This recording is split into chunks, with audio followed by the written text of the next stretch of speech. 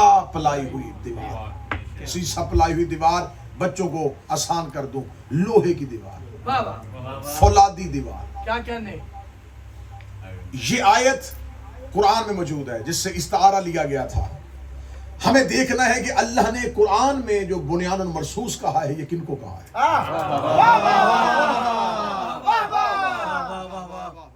اگر آج پاکستان کی فوج یہ چاہتی ہے کہ ہم اپنا آپریشن اس آیت کی روشنی میں کریں تو پہلے دیکھنا ہوگا کہ اللہ نے یہ آیت بھیجی کس کے لیے. یہاں پر مختلف قسم کی تفاسیر ہیں. ایک تفسیر ہے یہ حضرت حمزہ کے لیے آئی تھی، ایک ہے یہ امیر المومنین علی بن ابی طالب کے لیے آئی.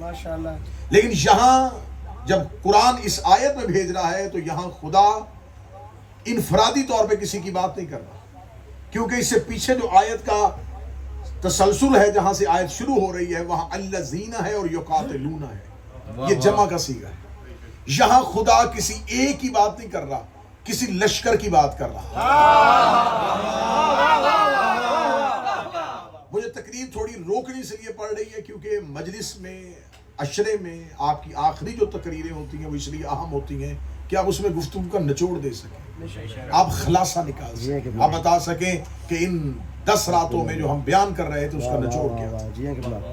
کأنہم بنیان مرصوص، یہ لشکر کے بارے میں، یہ کسی نبی کے لشکر کی بات ہو رہی ہے. تو آئیے قرآن سے پوچھتے ہیں کہ کیا کسی نبی کا لشکر کأنہم بنیان مرصوصہ کے اس معیار پہ پورا اترتا ہے یا نہیں اترتا؟ سب سے پہلے خدا نے ایک نبی کے لشکر کی بات کی تھی، وہ حضرت موسیٰ کا لشکر تھا. حضرت موسیٰ کے پاس ایک فوج تھی. جب حضرت موسیٰ جو ہے وہ فرعون کے مقابلے پہ آتے ہیں تو حضرت موسیٰ اپنے لشکر کو لے کے نکلتے ہیں. لشکر کو لے کے جب نکلتے ہیں تو لشکر جب دریا کے کنارے پہ پہنچتا ہے تو ایسا لشکر جو آیا نبی کے پیچھے تھا، لیکن جیسے ہی سامنے دریا کو دیکھا فوراً نبی پہ شک کر لیا اور نبی پہ شک کر کے کہنے لگے حضرت موسیٰ سے تو ہمیں کہاں لے آیا ہے؟ ہمیں تو سمجھ تھی کہ تو ہمیں فرعون کے ظلم سے بچائے گا، لیکن تو ہمیں کہاں لے آیا؟ اب ہمارے پاس نہ آگے جانے کا کوئی رستہ بچا ہے نہ پیچھے جانے کا کوئی رستہ بچا ہے. خدا کہتا موسیٰ گھبرانا، تیری قوم نے تیرے اوپر بد اعتمادی کر دی ہے لیکن تیرا اللہ تیرے ساتھ ہے. میں نے تمہیں عصا کا معجزہ دیا ہے، اس عصا کو دریا پہ مار. قرآن کہتا حضرت موسیٰ نے عصا کو دریا پہ مارا. دریا پہ مارنا تھا یا ایک رستہ بن گیا، لہروں نے رستہ دے دیا. جب لہروں نے ایک رستہ دیا تو پیچھے حضرت موسیٰ کا جو لشکر تھا وہ 12 قبیلوں پہ مشتمل تھا. ہر قبیلے کے لوگ حضرت موسیٰ کے لشکر میں ساتھ تھے. جب ایک رستہ دیکھا تو پہلے قبیلے نے کہا پہلے ہمیں گزرنا ہے، دوسرے نے کہا ہم پہلے ایمان لے کے آئے تھے ہمیں پہلے گزرنا ہے، تیسرے کا نہیں ہم سابقون میں سے ہیں پہلے ہمیں گزرنا ہے، چوتھے نے کہا ہم زیادہ وفادار ہیں. 12 قبیلے آپس میں لڑ رہے تھے اور حضرت موسیٰ دیکھ رہے تھے کہ اللہ نے ان پر کرم کیا، اللہ نے ان پر مہربانی کی، ظالم سے نجات دلانے کے لیے اللہ نے رستہ بنا دیا ہے اور میری امت آپس میں لڑ رہی ہے، میرا لشکر آپس میں گھبرا رہا ہے. حضرت موسیٰ نے کہا میرے رب تو فیصلہ کر مجھے کیا کرنا چاہیے. آواز پروردگار آئی اے موسیٰ اپنے عصا کو دوبارہ دریا پہ مار دے. حضرت موسیٰ نے دوبارہ عصا کو دریا پہ مارا. قرآن کہتا ہے اب اللہ نے ایک نہیں اللہ نے 12 رستے بنا دیے. خدا نے حضرت موسیٰ کی قوم کے لیے 12 رستے بنا دیے.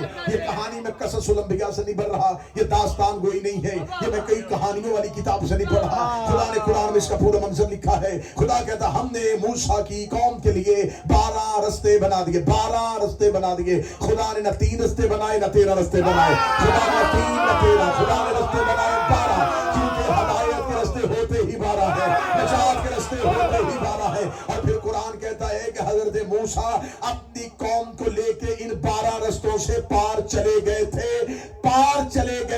ان 12 رستوں سے ایک قوم کو لے کے. موسیٰ معصوم تھا، اللہ نے معصوم کو اتنی طاقت دی ہے.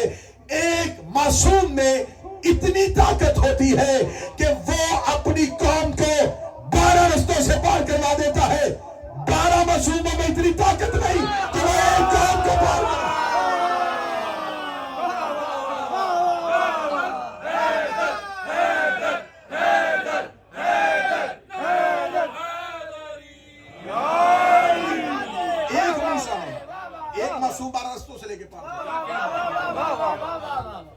رستوں سے پار گیا، لیکن جو ہی حضرت موسیٰ دریا کے کنارے سامنے فلسطین نظر آ رہا موسیٰ نے قوم سے کہا جاؤ بنی اسرائیل اس شہر میں داخل ہو جاؤ، یہ تمہارے آباء و اجداد کا شہر ہے۔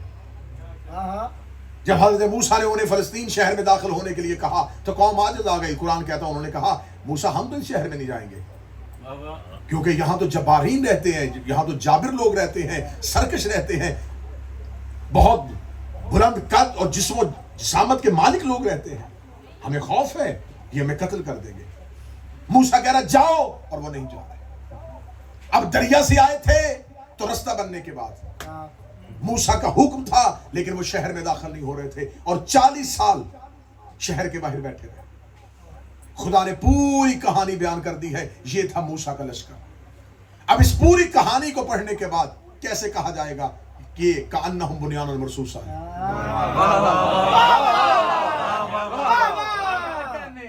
یہ کأنہم بنیان مرصوصہ نہیں ہو سکتا۔ خدا نے پھر دوسرا ایک لشکر بیان کیا۔ خدا نے کہا آؤ میں تمہیں ایک اور لشکر کی کہانی سناتا ہوں۔ یہ لشکر تھا شموئیل نبی کا، جو طالوت کی سرپرستی میں گیا تھا۔ طالوت مسلمانوں کا بادشاہ تھا، حضرت شموئیل ایک نبی تھے۔ ان کے دور میں جناب شموئیل بزرگ ہو گئے تھے، ضعیف ہو گئے تھے، اور جناب شموئیل نے کہا میرے اللہ مجھ میں اتنی طاقت اور ہمت نہیں ہے کہ میں لشکروں کی سپہ سالاری کروں، میری قوم میں سے کسی کو میری قوم کا سالار بنا دے، لشکر کا سردار بنا دے۔ قرآن میں پورا واقعہ شموئیل نبی کا ہے۔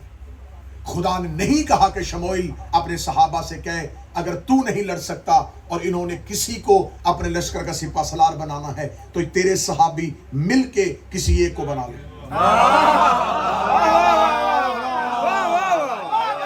خدا کہتا ہے میں قرآن سے پورا قرآن سے استدلال لوں گا۔ آج کی تقریر بڑی اہم ہونے والی ہے، استدلال قرآنیاں لیں گے اور پھر بتائیں گے کہ اصحاب کی اصل منزل کون سی ہے، تاکہ اتنے سالوں سے ہمارے دامن پہ لگا ہوا یہ سیاہ دھبا اب صاف ہو کہ اگر ہم صحابہ کو بھی مانتے ہیں تو ہمارے پاس معیار کیا ہے، ہمارے پاس صحابیت کا معیار کیا ہے۔ میرا مسلمان تمہیں اللہ نے اتنی عقل دی ہے کہ تم فروٹ خریدنے کے لیے جاؤ تو چن لیتے ہو،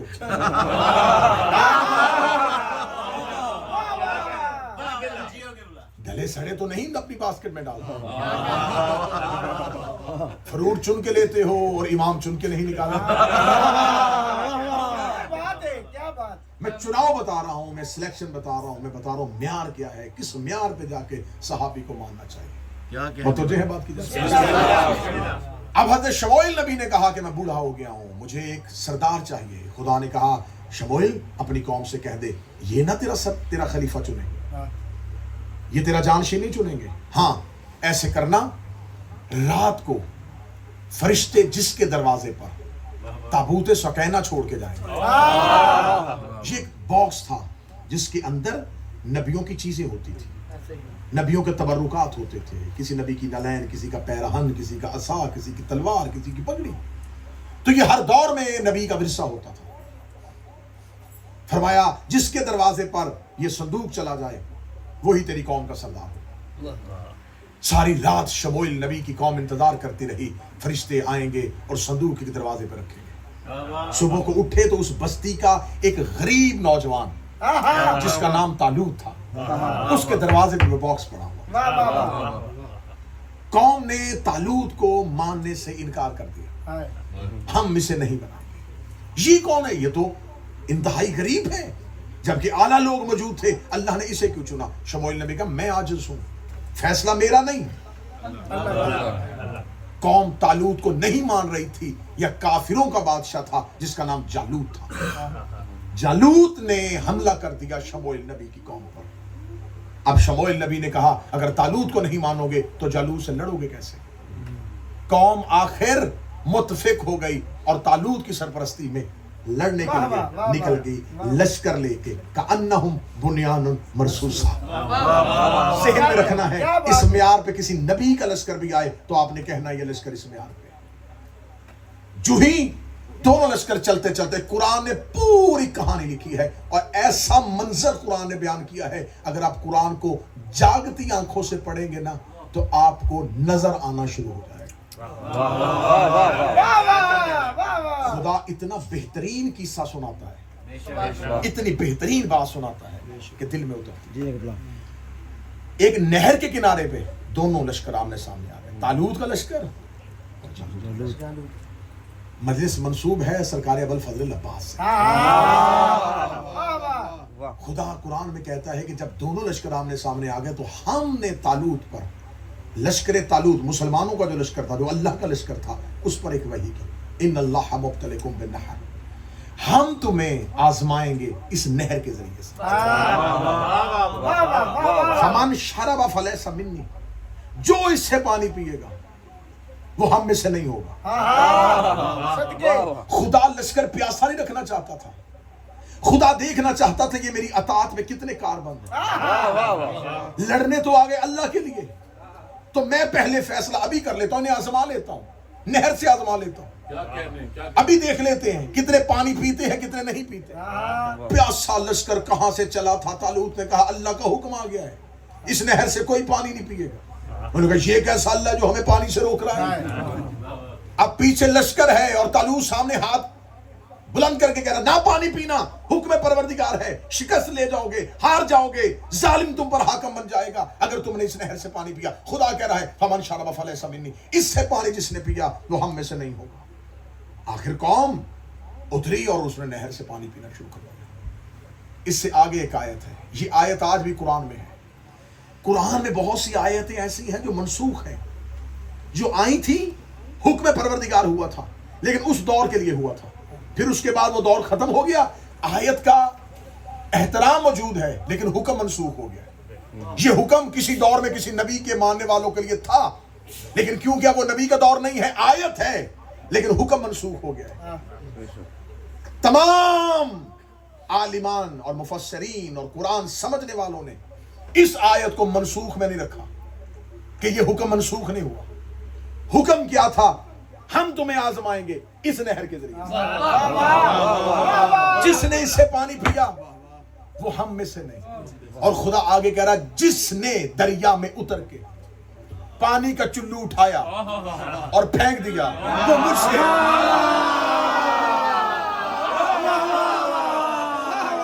آیت قرآن میں نہ ہو, مطلب میں نہ ہو, آیت قرآن میں آپ موجود ہے. جس نے چلو پھلیا اور پھر دریا کے منہ میں مار دیا وہ تم میں سے نہیں. اللہ کہہ رہا وہ مجھ میں سے ہے. نبیوں کے دور گزرتے گئے, آیت وہی کی وہی کھڑی رہی, آخر رسول کا دور آ گیا. لوگوں نے پوچھا یہ کون سی آیت ہے, کون ہے جو اللہ میں سے ہے, کون ہے جو پروردگار میں سے ہے. آخر پھر بھی اس آیت کا پتہ نہیں چلا, یہاں تک کہ مولا امیر المومنین جب جنگ صفین کے لیے گئے, علی نے فرات کے کنارے پہ اپنے لشکر کا پڑاؤ کیا. لوگ قرآن کی آیتیں پڑھتے رہے کہ خدا نے قرآن میں کہا تھا میں تمہیں آزماؤں گا ایک نہر کے ذریعے سے, جو اس سے پانی پیے گا وہ مجھ میں سے نہیں ہوگا, جو اس سے پانی اٹھا کے چلوش کے منہ میں مارے گا وہ مجھ میں سے ہوگا. کون ہے جو اس آیت کا مصداق بنے؟ علی نے فرات کے گھاٹ پہ پہرا بٹھایا ہے لیکن علی نے فرات کے اندر اپنا گھوڑا نہیں ڈالا, حسن نے فرات پہ اپنا گھوڑا نہیں ڈالا, کربلا عاشور کا نہیں آیا, عباس نے گھوڑا فرات کے اندر ڈالا, چلو پانی کا لیا, دریا کا منہ مارا. خدا نے کہا جو پھینکے گا وہ مجھ میں سے ہوگا.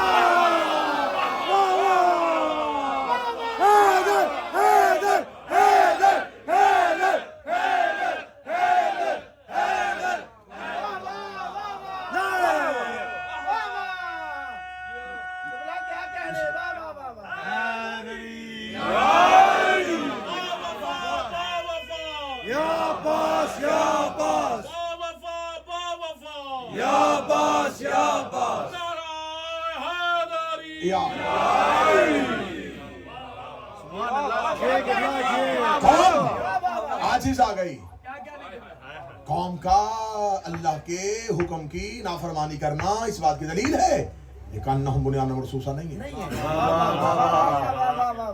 کسی نبی کا لشکر اس آیت کے معیار پہ پورا نہیں اترا. رسول اکرم آئے, صدقے اسلام کی کافروں سے پہلی جنگ بدر, بدر کنواں جس کے کنارے پہ یہ جنگ ہوئی. دو طرح کے لشکر نکلے, ایک ابو جہل کی قیادت میں, ایک ابو سفیان کی قیادت. ابو سفیان شام سے آ رہا تھا, ابو جہل نے مکہ سے آنا تھا. ابو سفیان کا جو قافلہ تھا وہ تجارت سے واپس آ رہا تھا, اس کے اندر سفر تجارت کی وجہ سے سامان تجارت تھا. خدا نے اپنے رسول نے اپنے اصحاب کو حکم دیا کہ ہم نے کافروں سے جنگ کرنی ہے، اور یہ پہلی جنگ ہے، اسلام کی پہلی جنگ ہے۔ مسلمان تھوڑے سے 300 جن میں سے صرف چند گھوڑے، چند نیزے، چند بھالے، باقی لوگ سب پیدل۔ رسالت امام نے فرمایا ادھر سے مکہ سے ایک لشکر آئے گا، ایک شام سے آئے گا، ادھر والا ابو سفیان لے کے آ رہا ہے، ادھر والا ابو جہل، تم نے ابو جہل سے مقابلہ کرنا ہے۔ تاریخ اہل سنت کہو گے تمام نے لکھا کہ اصحاب رسول کی آواز ہے، یا رسول اللہ ہمیں ابو جہل سے نہیں، ہمیں شام والے لشکر سے لڑنا ہے۔ نبی جانتا تھا کہ ان کے دل میں کیا ہے۔ لشکر شام میں سفر تجارت کہ سامان تجارت ہے، تو اگر کیونکہ رسول کہہ چکے تھے کہ میں تمہیں بتا رہا ہوں کہ فتح ہماری ہے، ہم نے جیتنا ہے، اللہ نے حکم دے دیا ہے۔ یا رسول اللہ وہ بہت زیادہ ہے، فرمایا گھبرانا نہ، اللہ فرشتے بھیجے گا۔ کیا بات، تو ان کو تسلی ہوگی، ان کو لڑنا تو فرشتوں نہیں ہے نا، تو ہم نے صرف ریکوری کرنی ہے۔ قرآن نے اس پورے واقعے کو لکھا، قرآن نے کہا انہوں نے رسول سے مجادلہ کیا، بحث کی نبی سے، پراپر نبی کے ساتھ اونچی آواز میں بولے۔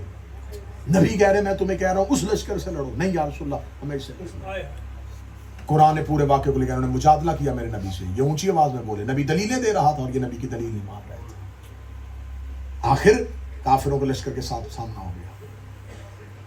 اس جنگ میں سب سے زیادہ کفار کا جو نقصان کیا وہ اکیلے علی نے کیا۔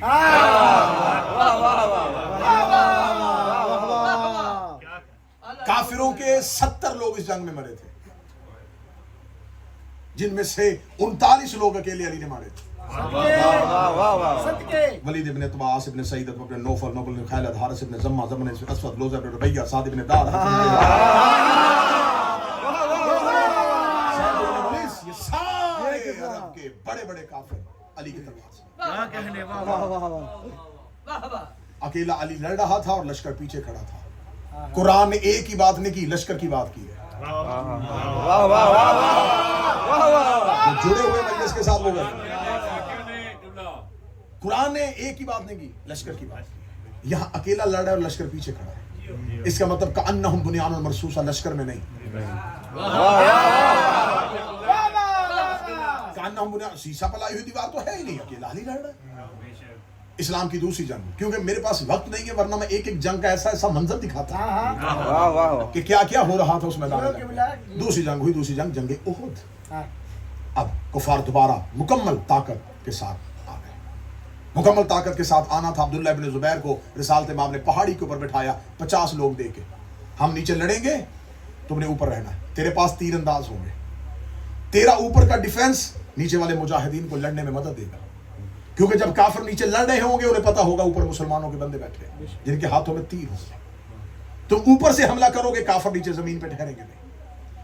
اگر ہم نیچے سے جنگ جیت بھی جائیں، کافر بھاگ بھی جائیں، تم نے نیچے نہیں اترنا، تم لوگوں نے اپنی چوکیوں پہ بیٹھے رہنا، مورچے خالی نہیں کرنے جب تک میں تمہیں حکم نہیں دوں گا کہ آ جاؤ۔ نیچے بڑی زبردست قسم کی جنگ ہوئی اور کافروں نے میدان چھوڑ دیا۔ میدان چھوڑا تو جاتے ہوئے کوئی گھوڑا چھوڑ گیا، کوئی تلوار چھوڑ گیا، کوئی ڈھال چھوڑ گیا۔ جو ہی میدان جنگ کا یہ منظر دیکھا تو اب جو زمینی جنگ لڑ رہے تھے وہ فوراً دیکھا کہ کافر بھاگ گئے ہیں، انہوں نے کسی کا گھوڑا، کسی کی تلوار، کسی کی ڈال یہ اٹھانا شروع کر دیا۔ وہ جو درے میں بندے بیٹھے ہوئے تھے ان کا ہم تو اسی پوزیشن میں بیٹھے رہے، تو نیچے تو سارے کا سارا میدان جب ہم اتریں گے تو ہمارے ہاتھوں کچھ بھی نہیں آئے گا۔ آخر 15 لوگ صرف، تاریخ کہتی، ہسٹری کہتی، 15 لوگ جو تھے وہ بیٹھے ہیں پہلی نشست میں، انہوں نے کہا ہم نہیں جائیں گے، باقی لوگ نیچے اترے۔ بعد میں ان 15 میں سے بھی بہت سے لوگ نیچے اترے۔ جو ہی وہ نیچے اترے، اکرمہ اور خالد بن ولید یہ لشکر کی کمان کر رہے تھے، یہ نکل چکے تھے۔ آگے جا کے اکرمہ نے خالد کے کان میں کہا پیچھے تو مڑ کے دیکھ، درہ خالی ہو گیا، بندے پہاڑ سے نیچے آ چکے ہیں۔ انہوں نے زوردار حملہ کیا پیچھے سے، اتنا طاقتور حملہ کیا کہ قرآن نے اس منظر کو لکھا۔ قرآن نے کہا مسلمانوں کے مجاہدین پہاڑیوں پہ ایسے چڑھ رہے تھے جیسے بکرا پہاڑ پہ چڑھتا ہے.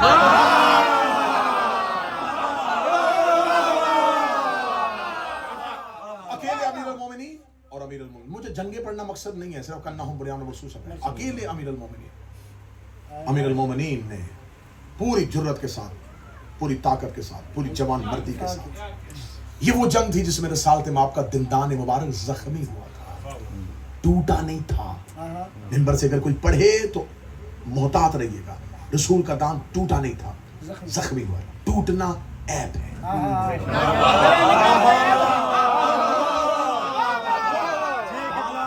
ٹوٹ جاتا تو نقص آ جاتا. جس پہ نقص ہو وہ کامل نہیں ہوتا. دندان مبارک رسالت مآب زخمی ہوا، خون بہا. رسول اپنی آستین سے صاف کیا. زخمی رسول کو لڑتے ہوئے علی نے دیکھا. امیر المومنین پیچھے سے واپس آئے. اب امیر المومنین کے لیے کیا تھا؟ رسول کا تحفظ بھی کرنا تھا اور سامنے لشکر سے کافروں سے اکیلے علی نے لڑنا بھی تھا. اب اگر ادھر سے لڑتے تھے تو پیچھے سے کافر رسول پہ حملہ کرتے. عرب میں یہ جنگی طریقہ اس سے پہلے کسی نے دیکھا ہی نہیں تھا. اب اکیلے امیر المومنین ہے، اگر ادھر سے وہ لڑیں گے اور پیچھے رسالت مآب زخمی حالت میں ہیں تو کفار اور مشرکین پیچھے سے رسول پر حملہ کر دیں گے. امیر المومنین وہاں گئے جہاں رسالت مآب تھے. رسالت مآب کو کعبہ بنا کے علی نے اپنے گھوڑے کو چکر پہ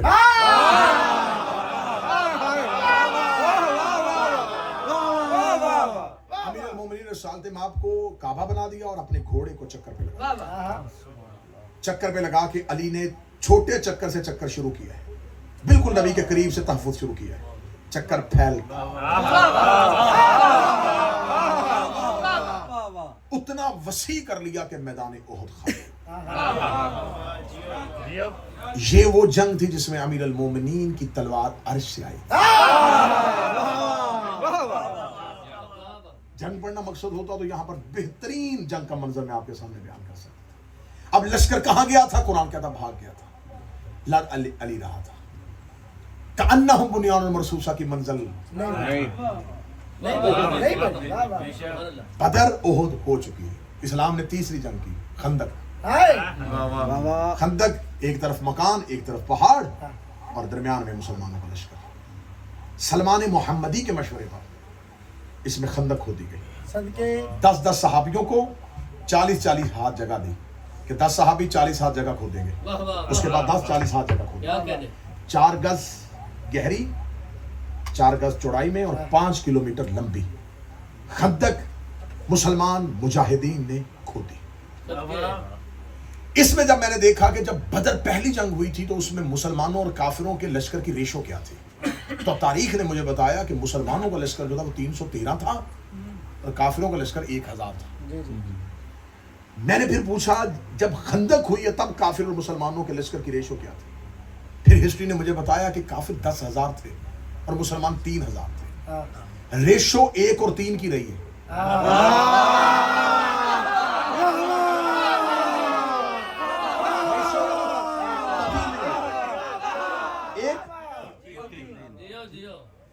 اب میں نے سوچا میری عقل، آپ کیونکہ آپ زیادہ سمجھدار ہیں مجھ سے، بہت زیادہ سمجھدار ہیں، تو آپ مجھے زیادہ عقلی طریقے سے اس پہ قائل کر سکیں گے. میری سمجھ میں تو ابھی تک یہ نہیں آ رہا کہ جب رسالت مآب نے پہلی جنگ لڑی تب بھی مسلمان ایک حصہ تھے، کافر 3 حصہ زیادہ تھے، خندق میں بھی زیادہ تھے. رسالت مآب نے بدر میں خندق نہیں کھودی، احد میں خندق نہیں کھودی. بھائی خندق تو اس لیے کھودی جاتی ہے زیادہ لوگ ہیں تو بچنا ہے، تحفظ کرنا ہے. تو خندق اس لیے کھودی تھی رسالت مآب نے، جو ہسٹری ہمیں بتا رہی ہے کہ کافر بہت زیادہ آ گئے تھے. خندق میں زیادہ آ گئے ہو، احد میں کم آئے. احد میں بھی اتنے تھے، بدر میں بھی اتنے تھے. تو میں نے کہا کافر تو ہر جنگ میں زیادہ رہے ہیں. بدر میں خندق نہیں کھودی، احد میں خندق نہیں کھودی. بعد میں پتا چلا تحقیق کرنے سے خندق کافروں کے لیے نہیں کھودی تھی.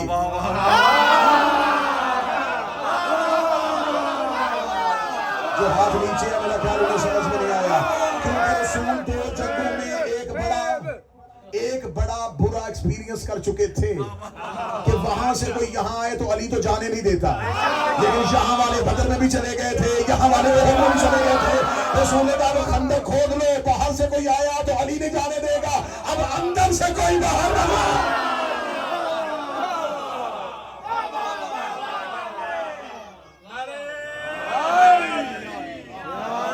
باہر سے کوئی آ گیا تو وہ علی نہیں چھوڑے گا۔ اب اندر والوں کا کیا کریں بھائی؟ ان کو روکنا کہ یہ نہ جائیں، جن کو روکنا تھا انہی سے کھدوائی۔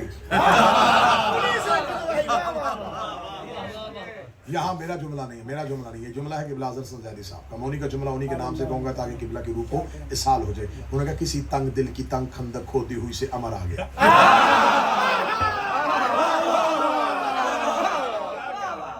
حضور کہیں بھی کسی بھی ملک میں کسی بھی جگہ پہ یہ جنگی قوانین جو ہوتے ہیں نا، یہ آرمی کے ڈسپلن کے اندر یہ ہوتا ہے کہ اگر آرمی کی سیکریسی، اگر اس کا کوئی سیکریٹ دشمن کے ہاتھ میں چلا جائے، سب سے پہلے وہ کہتے ہیں کہ اندر سے پتہ کرو مخبری کس نے،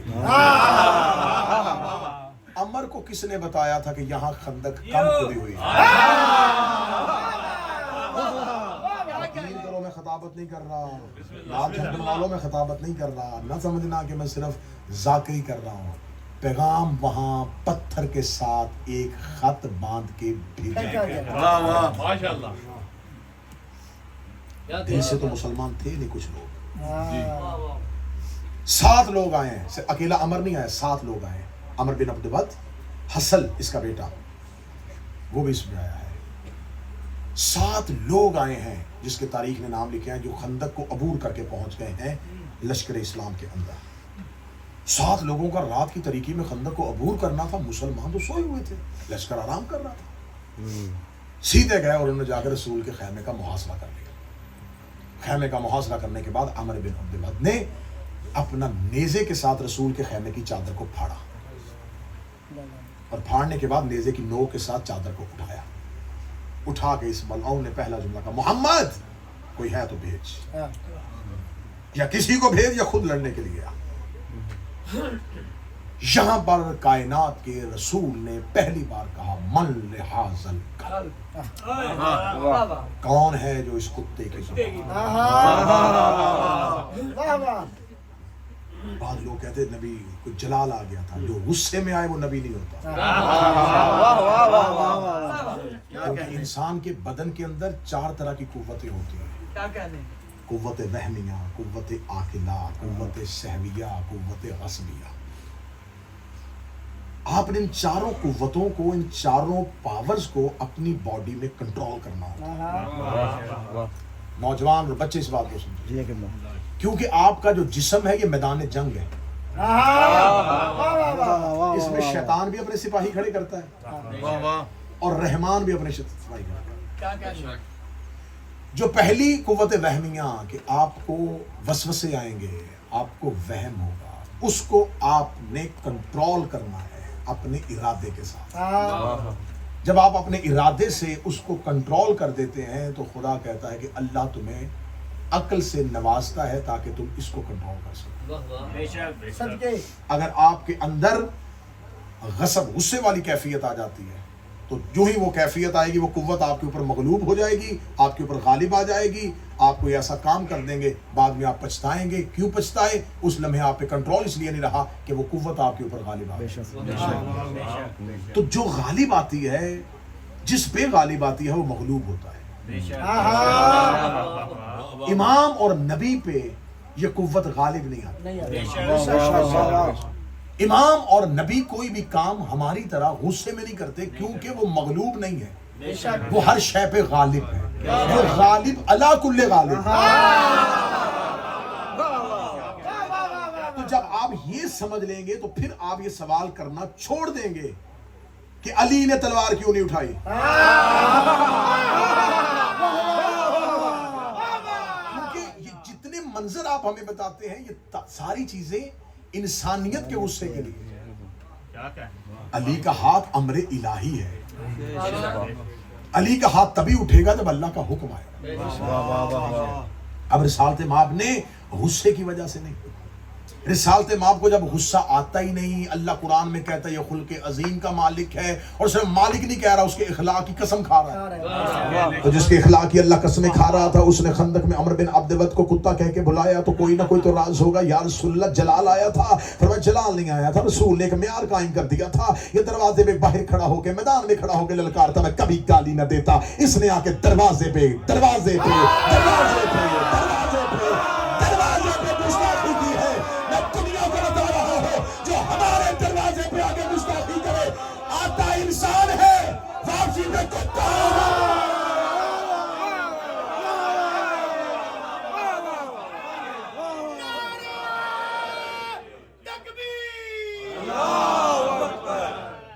یہ ہاتھ گواہی دینے کے لیے ہیں۔ کیا کہنے؟ نعرہ تکبیر!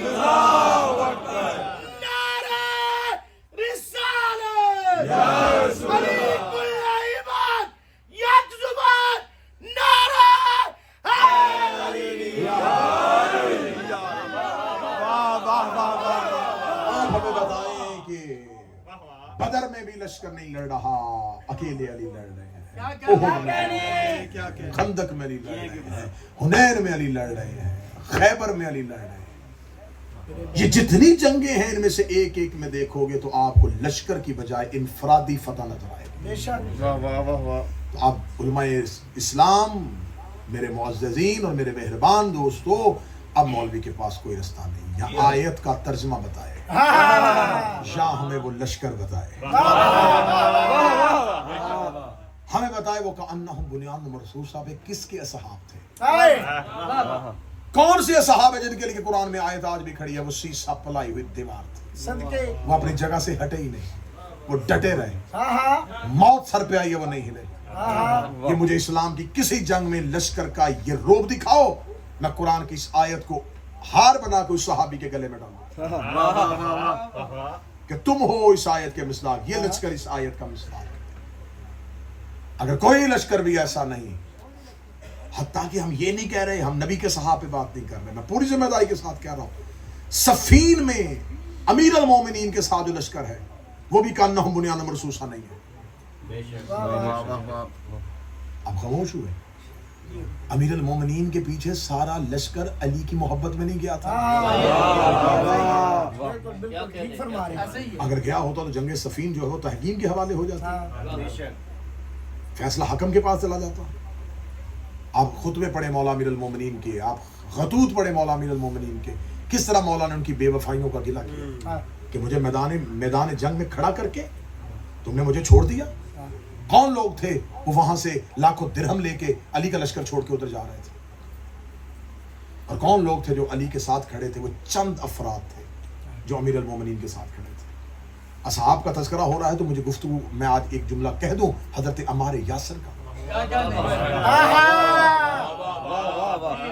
یہ وہ صحابی ہے جس نے جنگ صفین میں حق اور باطل کا فیصلہ کر دیا تھا، کیا کہنے ہیں؟ کیونکہ رسالت مآب نے حضرت عمار یاسر، باپ کا نام یاسر، ماں کا نام سمیہ، دونوں شہید۔ یاسر بھی اسلام کی راہ میں شہید ہوا، ماں بھی اسلام کی راہ میں شہید ہوئی۔ دردناک شہادت ہے عمار کے ماں اور باپ دونوں کی، ماں بھی شہیدہ باپ بھی شہید، مظلوم اور مظلوم کا بیٹا حضرت عمار۔ مسجد نبوی تعمیر ہو رہی ہے، ہر صحابی ایک اینٹ اٹھا رہا ہے، یہ دو۔ رسالت مآب نے سے کسی نے کہا کہ یا رسول اللہ عمار مر جائے گا آج، وہ اتنی وزنی پتھر دو اٹھا رہا ہے۔ رسول نے جا کے حضرت عمار سے کہا عمار تو دو کیوں اٹھا رہا ہے؟ فرمایا ایک اپنے حصے کا، ایک آپ کے حصے کا۔ اس کے سر کے اوپر گرد پڑی ہوئی تھی، پتھر جو اٹھا رہا تھا تو پتھر اٹھانے کے بعد سر میں گرد پڑی ہوئی۔ رسالت مآب نے اس کے پگڑی سے اپنے ہاتھوں سے گرد صاف کیا، گرد صاف کر کے رسالت مآب نے عمار کو سینے سے کہا عمار میں دیکھ رہا ہوں تجھے ایک باغی گروہ قتل کیا، جبکہ تو حق پہ کھڑا ہو۔ یہ حدیث پیغمبر نے کہہ دی ہے، کتنی روشن حدیث ہے، کتنی واضح حدیث ہے کہ عمار تجھے باغی گروہ قتل کر، رسول کہہ رہے باغی قتل کریں گے اور تو حق پہ ہوگا۔ یہ حدیث صحیح بخاری میں امام بخاری نے کہاں پر لکھی ہوئی ہے؟ چاہیے تھا نا یہ جہاں جنگوں کے حالات ہو رہے ہیں، جہاں باب الایمان ہے، جہاں باب النفاق ہے، وہاں پر جا کے اس حدیث کو رکھتا۔ تاکہ پڑھنے والوں کو حدیث سامنے آتی. جاؤ جا کے صحیح بخاری جا کے گوگل سرچ کر کے دیکھنا یہ حدیث اس نے کہاں پر رکھی ہوئی ہے. مسجد میں صفائی کرتے ہوئے گرد پڑنے کے احکام, کہ جس باب کے اندر انہیں مسجد کا باب ہے نا, مسجد کا, کہ مسجد کے کیا کیا کیا کیا فضیلتیں اور کیا کیا احترام ہے, اور مسجد میں صفائی کرنی, اور صفائی کرتے ہوئے ڈسٹ اگر پڑ جائے, وہاں پر جا کے چھوٹی سی ایک سائڈ پہ یہ حدیث لکھی ہوئی ہے. جبکہ یہ ہے معیار, یہ ہے صحابی. میدان جنگ میں ادھر علی کا لشکر ہے, ادھر معاویہ کا لشکر, درمیان میں علم لے کے ہمارے یاسر آ گئے. کیا بات, درمیان میں کھڑے ہوئے, علی کے لشکر سے نکل کے دونوں لشکروں کے درمیان میں آ گئے, اور درمیان میں آ کے لشکر معاویہ کی طرف دیکھ کے کہا سنو میں مصطفیٰ کا صحابی ہوں. کیا تمہیں نبی کی حدیث بھول گئی؟ عمار کے صرف نکل کے آنے کی وجہ سے 35 لوگ معاویہ کے لشکر کے نکل کے علی کے لشکر میں آ گئے. یہ نہیں کہ صرف ادھر سے لوگ ادھر گئے, جو ادھر سے آئے ہم وہ بھی گنتی پوری کریں گے. ادھر سے بھی 35 لوگ آئے, انہوں نے آ کے کہا علی تو حق کا امام ہے. ہمیں تو پتہ ہی نہیں تھا, عمار آ کے کھڑا ہو گیا. جب حضرت عمار یاسر کی شہادت ہو گئی تو لشکر معاویہ میں کھلبلی مچ گئی کہ یہ کیا, ہمارے پاس تو نبی کی حدیث ہے, اسے باغی گروہ قتل کرے گا. تو باغی, کیا ہم باغی ہیں؟ ہمارے ہاتھوں عمار قتل ہو گیا. تو عمر بن عاص جیسا چلاک لومڑی, اس نے فوری طور پہ جا کے کہا, اس نے کہا نہیں نہیں نہیں نہیں نہیں نہیں, یہ ہم نے قتل نہیں کیا, بلکہ عمار کا قاتل علی ہے جو اسے لے کے ہماری تلواروں کے آگے آ گیا.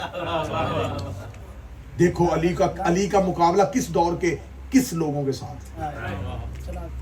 اس نے یہ تو وہ علی قاتل ہے, نہ علی لے کے آتا نہ عمار ہماری تلواروں سے قتل ہوتا. انہوں نے کہا ہاں ہاں ہاں ہاں, ہم نے تو نہیں نہ قتل کیا, کیونکہ جس نے گناہ کیا ہو نا وہ تو اتنی جلدی بہانے میں مان جاتا ہے.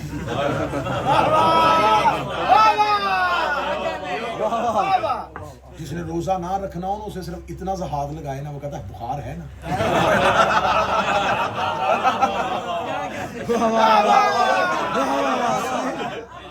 جس نے کوئی چیز چھوڑنی ہو تو بہانا ڈھونڈ رہا ہے. آج کسی کو کہہ دو, کسی بیٹا پردہ کیا کرو, بہت ہی پردہ دیکھنے والے کی آنکھ میں ہوتا ہے.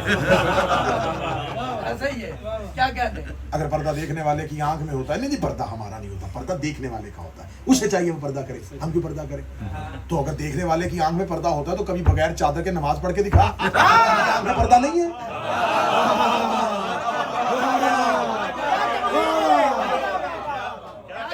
اللہ کی آنکھ میں پردہ نہیں تو بغیر چادر کے نماز پڑھ. پردہ چہرے کا ہوتا ہے. اہل بیت کی حلال کی ہوئی چیز کو اگر اطاعت نہیں کر سکتے تو اسے حرام بھی نہیں کر سکتے, اور ان کی حرام کی ہوئی چیز سے اگر منع نہیں ہو سکتے تو اسے حلال بھی نہیں کر سکتے.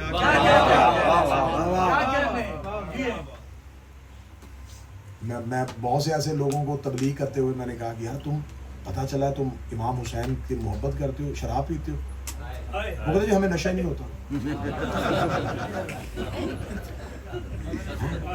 کتنی بدبختی, اسلام نے نشہ حرام کیا ہے, ہمیں ہوتا ہی نہیں. تو پھر یا کچھ لوگ کہتے نہیں نہیں ہم بطور دوا استعمال کرتے ہیں. دوا میں شفا ہوتی ہے, جسے اہل بیت حرام کر دے اس میں شفا نہیں ہوتی.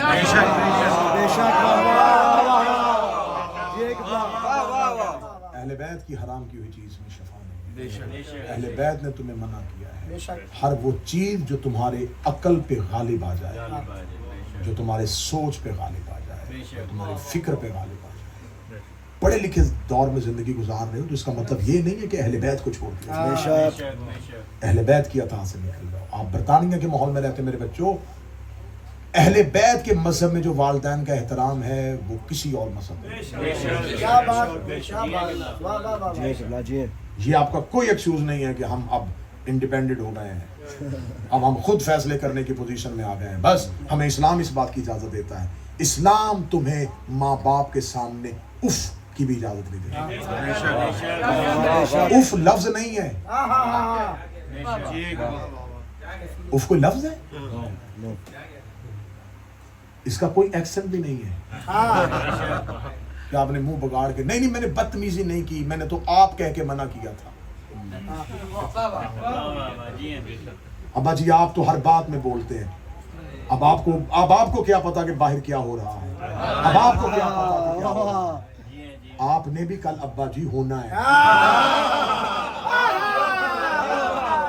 اس دور میں آپ کو بھی نہیں پتا ہوگا۔ کیا کہنے بولو وہ جو کل برداشت کر سکے۔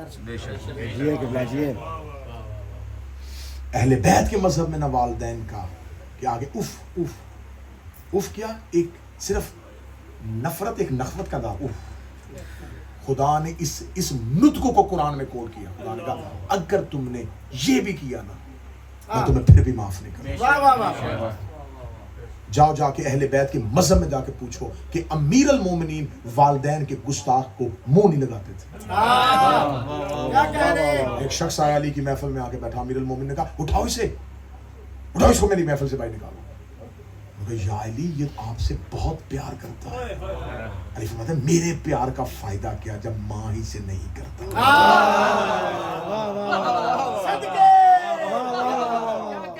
کسی صحابی نے اسے جا کے کہا، علی نے کہا ہے کہ تم ماں سے پیار نہیں کرتا اور علی تم سے پیار نہیں کرتا۔ وہ فوراً آیا مولا کے پاس، مولا آپ نے میرے بارے میں یہ کہا؟ مولا میں اس لیے نہیں کرتا، مولا وہ چھوٹی چھوٹی باتوں پہ بار بار اصرار کرتی ہے تو اس لیے تھوڑا سا میں اس لیے ان چیزوں سے کتراتا ہوں، مولا آپ سے تو پیار کرتا ہوں۔ مولا فرماتے ہیں اس کی گود نے تمہیں مجھ سے پیار کرنے پہ مجبور کیا۔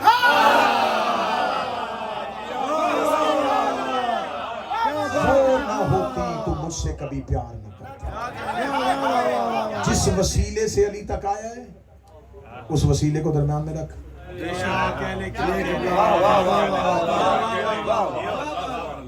تیری ماں تھی جس تربیت نے تجھے مجھ تک پہنچایا۔ تو وسیلہ چھوڑ کے آ رہا ہے، علی وسیلہ نہیں چھوڑے گا۔ اسی وسیلے سے جس وسیلے سے میں نے تجھے اپنی محبت دی تھی۔ باپ کے ذریعے تم تک محبت پہنچی ہے تو باپ تمہارا علی تک پہنچنے کا وسیلہ ہے۔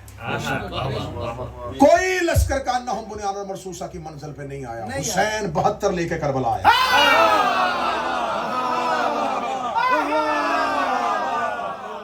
حسین لا کے 72 رکھے کربلا۔ حسین کا لے میرے اللہ تو آدم سے لے کے میرے بھائی حسن تک۔ یہ آیت وہی کی وہی کھڑی رہی، کون ہے جو سیسا پلائی دیوار۔ خدا کہتا اللہ محبت کرتا ہے ان سے، یقاتلونا فی سبیلہ، جو میری سبیل میں قتل کرتے ہیں، جنگ کرتے ہیں۔ یہیں سے گفتگو کل شروع کریں گے اور کل شب عاشور اہم مجلس اصحاب امام حسین پہ ہوگی، کس معیار پہ تھے۔